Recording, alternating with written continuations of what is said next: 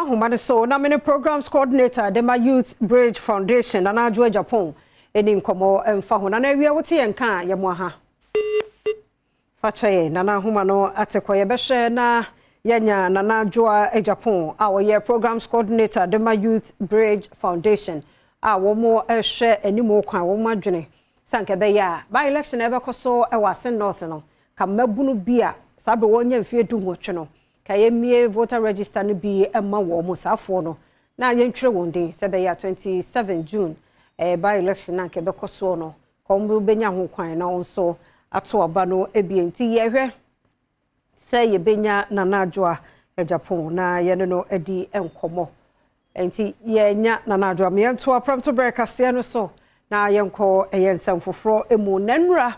ede ebo mama ne sa be mu adu emienu Samuel Fosu ahia ne nkwanhia wuo na ne nyina ye kraman a eka no na ankoye nti ama akoda na to na no nsie do ni nipa enson bi na kraman no eka wo mu a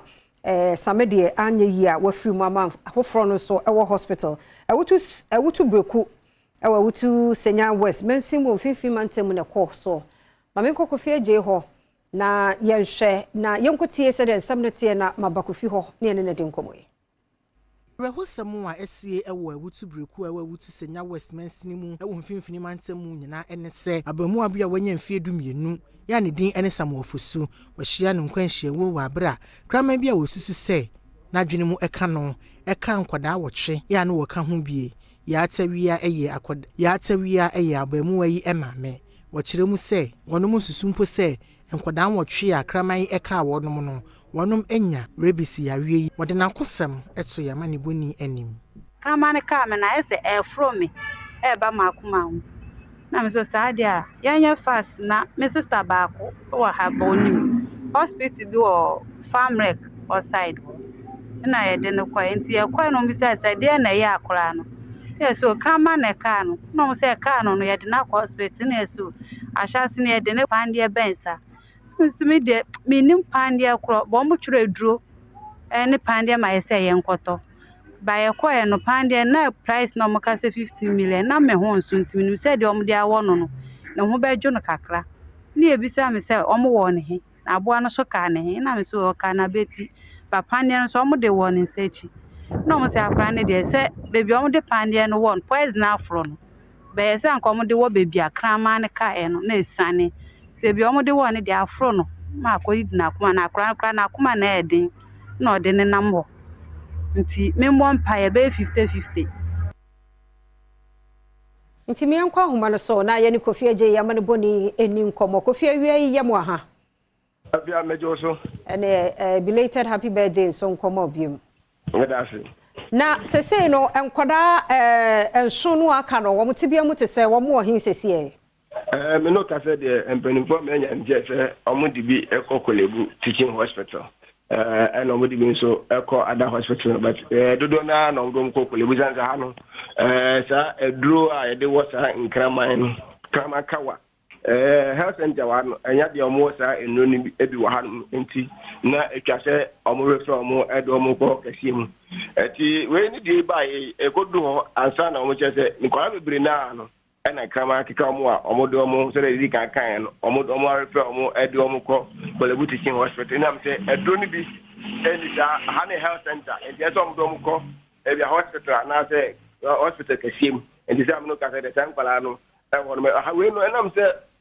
omo anya do ni bi amfa anwo ne ntem no nti na ma ade ne ko ba sa kwala na wu no but afia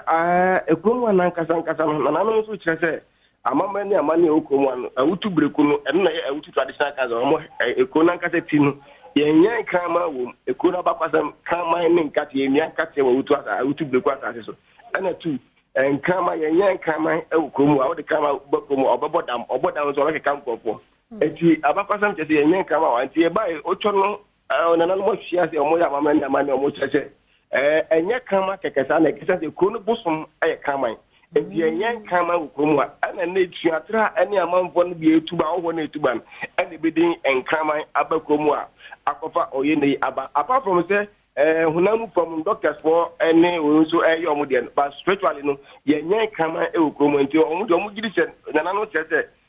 sunsun nyama ani nipa bi o mabu amamre ne amane e wokro mu aso no na akofa sa oye ne aba no eya sampa o nenti san krama no wo ye hwan dia ye hu ni wura mi no ka se nya dia ye hu ni wura se nipa smesi e dia san se afie twa mu kra no na mu ti si krom am obi ano wo kama bia onkunkun kama wo krom anyina o mo de na no se e di ne di nyoma e ba na nyoma ne nya sunzum no hu nyoma e ba ko na nya enti onkunkun e du kra ko du police station ani se to twa ya e bu masa ko fa bia ba mi no ka se kama na ka sa ye hu ni wura but we be akama no no enkwala no ko di ado nti unya fa wa na kama na atwa so no ayo nka no nanka yi me ba bebu sai nkwada nwotwe no na ye omapo school na ekọ ana sai na ba ye no otimi ka wo mu nyina no enkwala fa wo school ana tu also e bora so asa local community enkwala ko ko bora so ko di ado bi so wa opra omo mo ti ben sa area no ne ma me previa omo de bora no so enkwala no makoto agu bora no so e tu ko bora no so ana bo anaka Ezi say aboa no ya che na ne ada nkrama na wo ho no ye ne dai na ankoto so ni mpre no chesi ame no ka say ene otwo a wono ana wa utu brekwa na utu traditional council ona hwe sunzum ne manya jo say afei ana wate enti no ono de wonim se sunzum no ye mfa kama ma anti obesoma na safuma na safuma tieti kom no makọ ba bia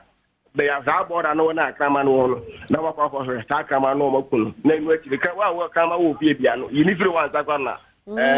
asafuma na banya sa dia ebe tu se kama wo fie be kunu eza so mun trawo ama ka enko su bi